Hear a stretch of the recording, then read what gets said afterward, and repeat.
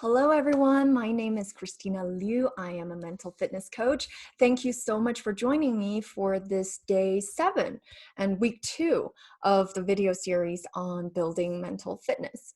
Now, in week 1, we talked about quite a lot. We started with what is mental fitness and why it's important and how do you measure it. And then we also got into the 3 core muscles of mental fitness. And we ended off with talking about more detail about the first core muscle, which is the intercepting the saboteur. And we talked in detail about what is the master saboteur, the judge. Now, today, I want to continue talking about the saboteurs, this is still the first core muscle, which is we want to intercept the saboteurs. And in order to intercept them, we first need to identify who they are, what are their characteristics, how do they show up, so that you can quickly identify when you have a feeling that you believe is caused by a saboteur, then you can quickly use that third muscle, which we talked about, the self-command, which is to do some PQ reps, whether it's rubbing your hands or taking deep breaths, for example, to diffuse that feeling that's generated by the saboteur. So today I want to talk about the 9 other accomplice saboteurs, we call them. So the judge is the master, and so we said there are 10 in total, right? So the judge is the master, and then there are 9 other accomplice saboteurs. And so to start off, I want to remind you again that all saboteurs, even though on the surface it sounds bad, oh, they generate negative emotions, they sabotage us, oh, they're bad, right? That's what the saboteurs want to say. But the sage says, the sage we'll get into later, the sage perspective is anything can be a gift and opportunity, including the saboteurs. So that's one. And the other, the intention of the saboteur is actually good.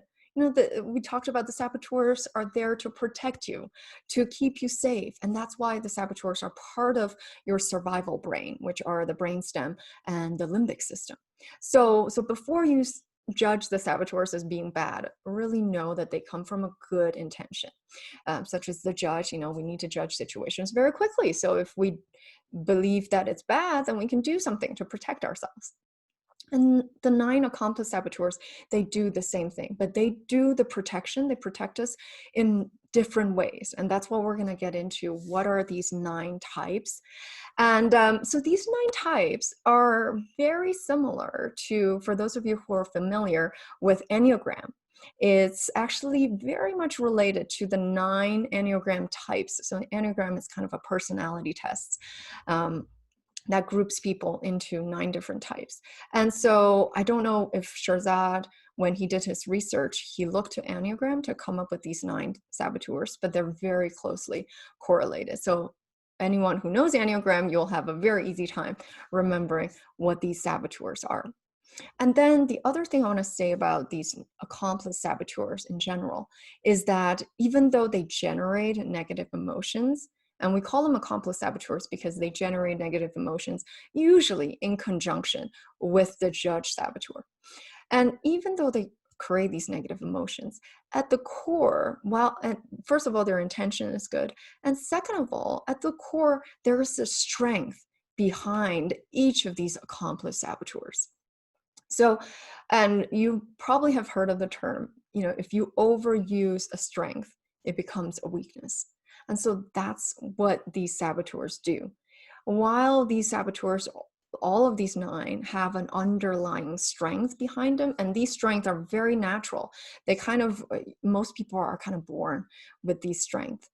But when you overuse them, you can, first of all, generate negative feelings in yourself, so you don't feel as good.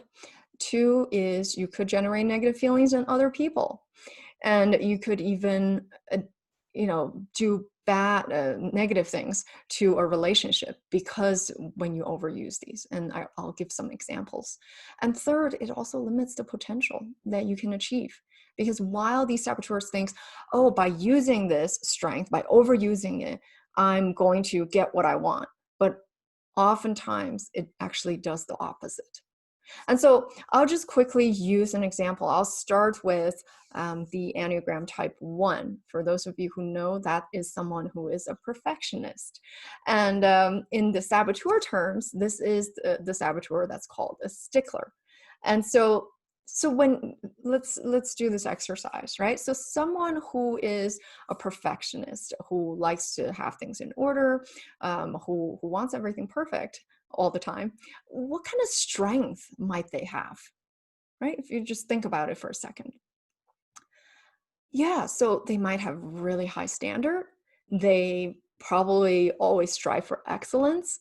They are probably really organized, right? You probably will walk into a perfectionist or stickler's house and rarely will you find it in a mess, right? Because they need things to be in order for them to feel good. And so many of these, on the surface or when you use it to a proper extent, it can be a great strength. Someone who has high standards, strive for excellence, and organized, those are some really great strengths. However, when you take them to the extreme, think about someone who takes the high standard and striving for excellence to an extreme and wanting everything to be perfect. When you take it to an extreme, you'll feel bad anytime when anything is not perfect. And think about it, in the world, how often are things perfect, right? The world itself is not perfect. Nature is not perfect. So how can you expect anything in your life about you or people around you to be perfect? And also, what does perfect even mean, right? Your definition of perfection is different from mine. And so by having these standards, a stickler or a perfectionist would often cause very negative feelings in themselves. And it would also cause negative feelings in others, because if they have these expectations of perfection in other people, then it could drive other people crazy. And also, how can it actually hinder your potential? I have a client who is actually a perfectionist. And by the way, this is my top Accomplice Saboteur. What happens with people with a perfectionist tendency when they take it to the extreme? They want to do everything perfectly. However, most things, they're fine if it's 80% perfect. And then so when you're trying to make everything perfect, then you spend a lot of time on things that may not actually are that crucial or important for you to spend that much time on. So in the end, you actually miss out on a lot of important things. So I just wanted to use this stickler or perfectionist saboteur to demonstrate how it's actually coming from a strength, but you're taking the strength to an extreme. And that causes you negative feelings, may cause others negative feelings, and actually hinders your potential. All right, so I'll leave it here. I won't have time to get into every single Accomplice Saboteur today.